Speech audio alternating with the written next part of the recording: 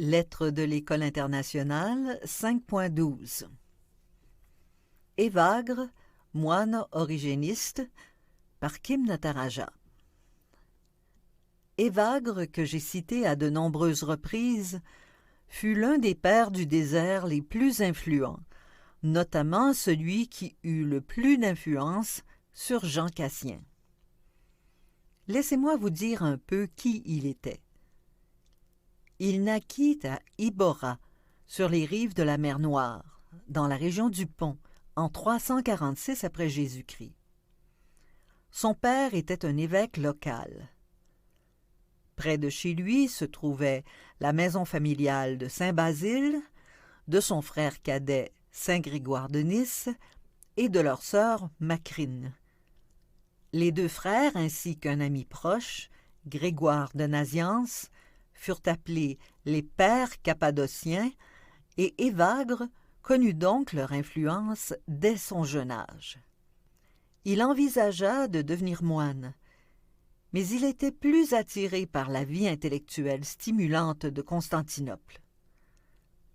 Saint Basile le nomma lecteur et, après la mort de ce dernier, Grégoire de Naziance l'ordonna diacre. Évagre était beau, cultivé et brillant orateur, voué à une carrière ecclésiastique. Mais il tomba passionnément amoureux d'une femme romaine mariée. En rêve, il fit serment de quitter Constantinople et de se consacrer à la vie spirituelle. Bien que ce soit en rêve, il réalisa ce serment et se rendit à Jérusalem où il rencontra ses amis Mélanie et Rufin, qui y avaient des communautés. Comme les pères cappadociens, ils étaient très influencés par Origène. Évagre oublia vite sa promesse et retomba presque aussitôt dans ses anciennes habitudes mondaines. Mais il contracta une maladie incurable, ce qui amena Mélanie à penser que la rupture de sa promesse en était la cause. Le groupe des moines origénistes qu'il rejoignit était initialement dirigé par Ammonius Parotès, mais on devine leur admiration pour les compétences et l'expérience d'Évagre, car, sous peu, ils l'acceptèrent tous comme le rabbin. Il resta 2 ans avec eux, puis décida de rejoindre les moines plus austères des Kélias et devint là aussi un disciple des moines coptes Macaire le Grand et du très austère Macaire d'Alexandrie.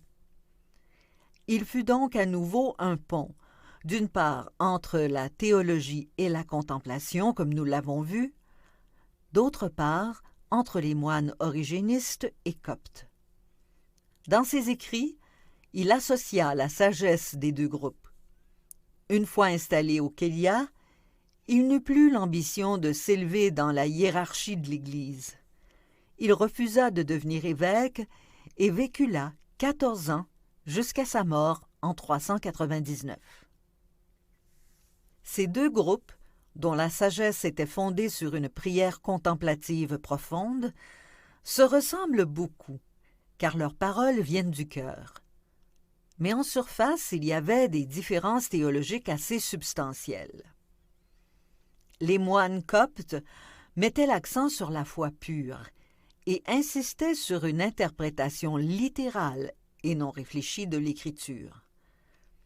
Les moines origénistes accordaient aussi beaucoup d'importance à la foi pure, mais ils estimaient qu'elle devait s'accompagner d'une prière encore plus profonde pour acquérir ainsi une connaissance intuitive de Dieu par l'expérience.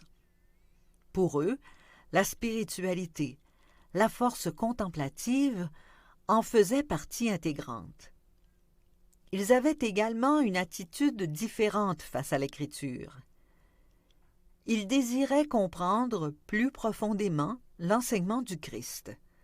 Aussi, l'interprétaient-ils d'une manière plus allégorique qui les menait à des intuitions inspirées par l'Esprit. Les pères du désert des deux groupes s'accordaient à dire que les pensées pouvaient obscurcir la présence divine.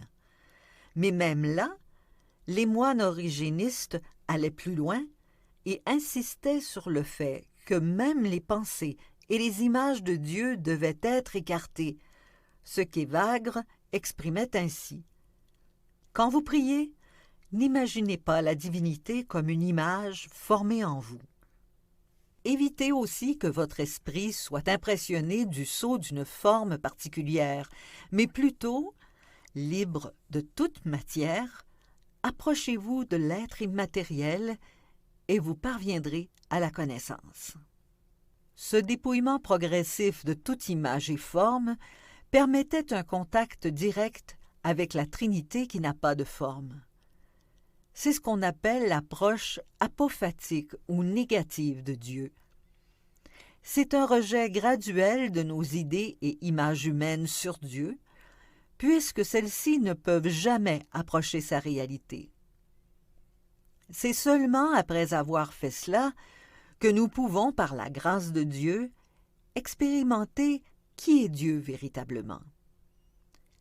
Cette vision d'un Dieu sans image et sans forme convenait aux moines origénistes autour de lui, mais pas à certains simples moines coptes qui avaient besoin de leurs images de Dieu, souvent anthropomorphiques. On voit facilement le lien entre l'enseignement origéniste d'Évagre et de Jean Cassien et celui de John Main qui nous incite aussi à être apophatiques dans notre mode de prière contemplative. Nous devons non seulement abandonner nos pensées, mais aussi nos idées sur Dieu, ainsi que toutes les formes et images que nous leur associons. Cette différence superficielle entre les moines coptes et origénistes atteignit son paroxysme en 400, et les moines origénistes furent chassés du désert. Heureusement, Évagre mourut en 399, une année avant que cela n'arrive. Mais Jean Cassien en fut affecté et finit par fonder des monastères à Marseille, puis en Gaule méridionale, comme nous le verrons.